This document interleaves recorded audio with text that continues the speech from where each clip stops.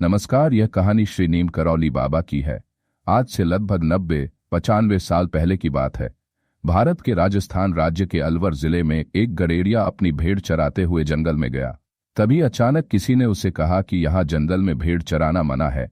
बातों बातों में पता चला कि वो इस इलाके के तहसीलदार हैं। दोनों में बातचीत होने पर पता चला कि तहसीलदार को कोई बच्चा नहीं है, जिससे वह बहुत दुखी है। गडेरिया ने उनसे कहा कि आप दौसा के बालाजी हनुमान जी के मंदिर जाकर बेटा मान लीजिए, आपको बेटा हो जाएगा। तहसीलदार ने उस गडेरिया की बात मान ली और दौसा जाकर हनुमान जी से कहा कि अगर मुझे बेटा हो जाएगा तो मैं उसे इस मंदिर में सेवा के लिए छोड़ जाऊंगा। इस बात का जिक्र उन्होंने अपनी पत्नी से भी नहीं किया। मन्नत मानने के 1 साल के अंदर तहसीलदार को बेटा हुआ, लेकिन बाप का प्यार अब आड़े आ गया। तहसीलदार ने हनुमान जी से प्रार्थना करके कहा कि मैं अपना वचन पूरा नहीं कर सकता, इसलिए आपका यह ऋण मुझ पर रहेगा। तहसीलदार का बेटा धीरे धीरे बड़ा होने लगा। उसका नाम नारायण रखा गया। जब उसकी शिक्षा की उम्र हुई तो तहसीलदार ने उसे हरिद्वार के एक महान संत श्री प्रभुदत्त ब्रह्मचारी जी के यहाँ पढ़ने भेज दिया। लड़के में अद्भुत क्षमता थी, उसे रामायण कंठस्थ थी। वह बिना देखे ही रामायण का पाठ करता था। इससे उसकी ख्याति दूर दूर तक फैल गई और वह साधु सन्यासियों और बड़े बड़े उद्योगपतियों के घर रामायण का पाठ और कथा करने जाने लगा। जब वह बालक जवान हुआ तो उसकी शादी हो गई।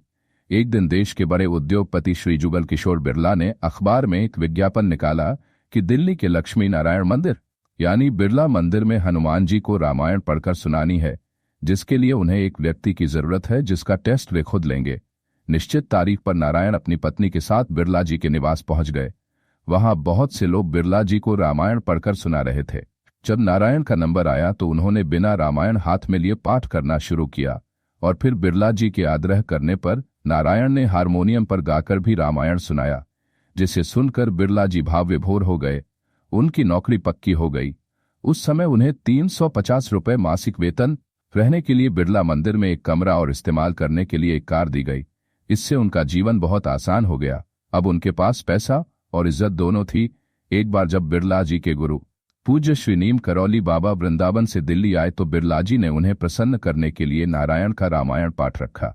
बिरला जी ने नीम करौली बाबा से कहा कि एक लड़का है जो रामायण गाकर सुनाता है। इस पर नीम करौली बाबा ने कहा कि मुझे भी उस लड़के से मिलना है।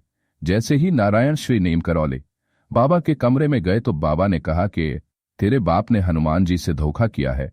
किंतु नारायण अपने पिता के खिलाफ कुछ भी सुनने को तैयार नहीं थे। इसलिए यह तय हुआ कि अगर श्री नीम करौली बाबा की बात सच्ची है तो वह उन्हें गुरु के रूप में स्वीकार कर लेंगे। इसके बाद नारायण तुरंत ही अलवर रवाना हो गए और अपने पिता से कहा कि एक संत आपको हनुमान जी का ऋणी बता रहे हैं और आपको धोखेबाज भी कह रहे हैं। इस पर नारायण के पिता ने कहा कि वो संत हनुमान जी ही हो सकते हैं, क्योंकि ये बात सिर्फ उन्हें ही पता है। पिता की बात सुनकर नारायण स्वामी वापस बिरला मंदिर चले आए और श्री नीम करौली बाबा को अपना गुरु स्वीकार कर लिया। नीम करौली बाबा ने कहा कि नारायण, तेरा जन्म हनुमान जी की सेवा के लिए हुआ है, इसलिए तुम सेठ की नौकरी छोड़ दो।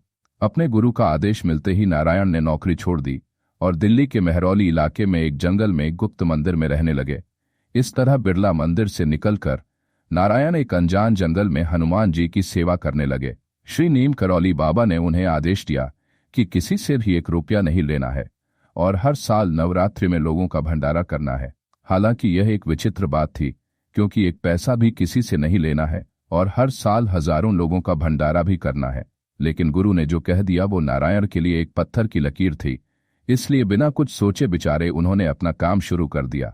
श्री नीम करौली बाबा ने बिरला जी से कहकर नारायण की पत्नी को घर चलाने के लिए हर महीने पैसे दिलवा दिए, लेकिन नारायण को पैसे से दूर रखा। श्री नीम करौली बाबा की कृपा से सन 1969 से आज तक इस मंदिर से हर साल 2 बार नवरात्रि में हजारों लोग भंडारा खाकर जाते हैं, किंतु आश्चर्यजनक रूप से किसी को भी आज तक इस मंदिर में पैसे चढ़ाते हुए नहीं देखा गया। अगर यह वीडियो आपको अच्छा लगा हो तो कमेंट में जय श्री नीम करौली बाबा जरूर लिखें तथा ऐसे ही वीडियो देखने के लिए इस चैनल को सब्सक्राइब करें। फिर मिलेंगे एक नए वीडियो में, तब तक के लिए जय श्री नीम करौली बाबा।